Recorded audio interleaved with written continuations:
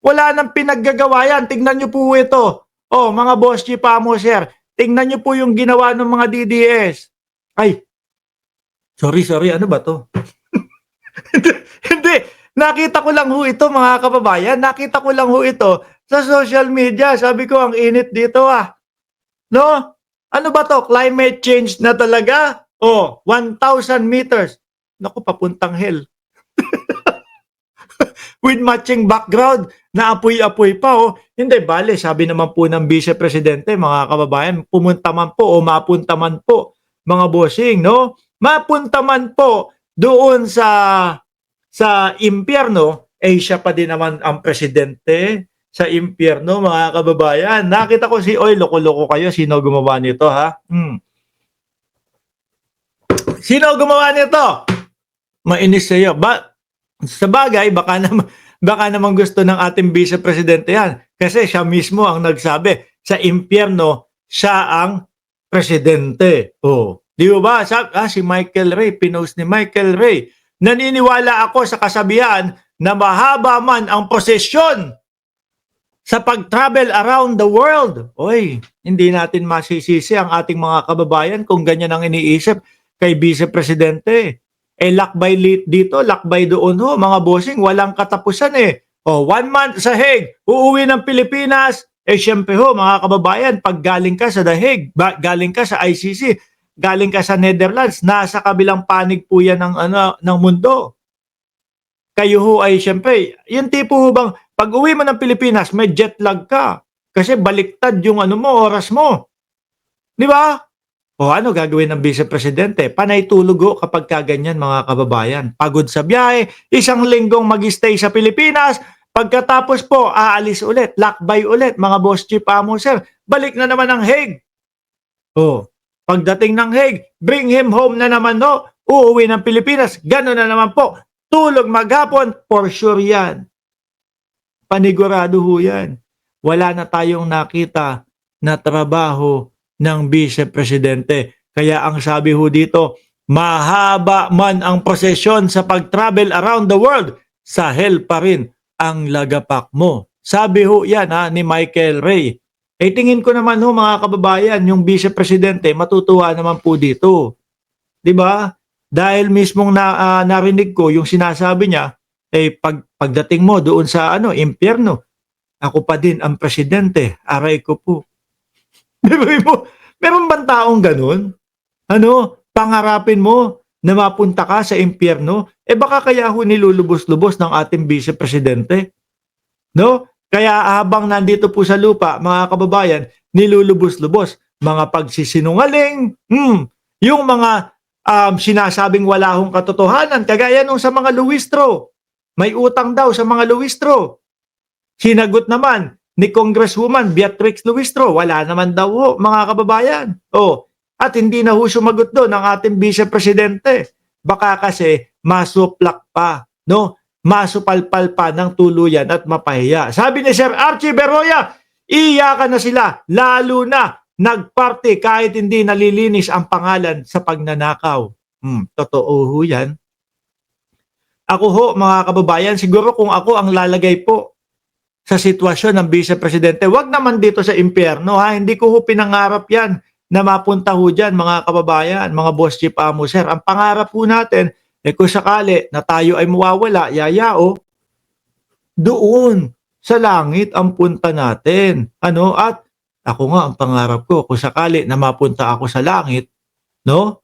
Sana doon kasama ko pa din. Pag sila ay sumunod na sa akin, sila, pamilya ko pa din yung kasama ko doon, di ba? Sana ganun yung mangyari. Ewan ko na lang doon sa mga mister na may mga bungangerang mga misis. Yung mga mister na may mga nang bubugbog na misis. Naku, si Inday. Ganun kaya si Inday? Kasi matapang ho ito, mga kababayan eh. Yun pong sheriff doon sa Davao. Pinagsapak nito, sinapak nito, Si Man Scarpio kaya, ganun din kaya ang dinadanas, mga kababayan. Siguro, sa kanilang pamilya, kung sakali man na buo pa din. Siguro si Man Scarpio, sinasabi, naku, sana sa kabilang buhay, iba na ang kasama kong pamilya. Di ba? Hindi, naisingit ko lang ho. Ako kasi ang gusto ko kung sakali na marating ko o umabot tayo do'n sa kabilang buhay, pamilya mo pa din ang kasama mo do'n, mga kababayan. Di ba? O tuloy natin. Naniniwala ako sa kasabihan na mahaba man ang prosesyon sa pag-travel around the world, sa hell pa rin ang lagapak. Tingin nyo kayo dyan sa comment section. Libra October, heavy rainfall. Wala na akong marinig. Gosh, ang lakas. Uy, ingat ka kung nasaan ka man, madam. Baka nagdadrive ka o nasa labas ka pa. Tingin nyo, mga kababayan, press 1 kayo kung sa tingin ninyo sa langit mapupunta si Inday Sara Duterte. Press 2 naman kayo kung matutuloy sa impyerno nga mapupunta ang Vice Presidente. Ako kasi mga boss chief amo sir, magpe-press na ako dito. Ayan ang sagot ko. Ha? Kayo dyan, no? Hindi ho mga kababayan kasi naman puros kasinungalingan. No? Puros kasinungalingan. Tapos yung mga nakikita po natin na question sa kanya, hindi nila sinasagot. Eh, biruin mo, limpak-limpak na pera ho yan. Ano po, na sana ho mga kababayan ay makatutulong, makapagpaangat ng bansang Pilipinas. At ito ho, galing po sa atin to. Kinsenas katapusan ng mga sumusweldo, ibinabawas, doon po napupunta sa pondo ng gobyerno na ipinagkatiwala po ng gobyerno ng Pilipinas at mamamayang Pilipino kay Vice Presidente at doon po sa ibang mga government official. Tapos eto, ganito lang ho. Matatanggap natin, ayaw nilang magpaliwanag. Pero bumawi naman po ang Vice Presidente, bumawi naman po ang kampo ng Vice Presidente sa pamamagitan po ng pagsasabi ho, mga kababayan, na handa daw silang harapin. Ready daw po silang harapin. Grabe naman si Alfred Mendoza kung makapresto. Sandamakmak na to yan, no?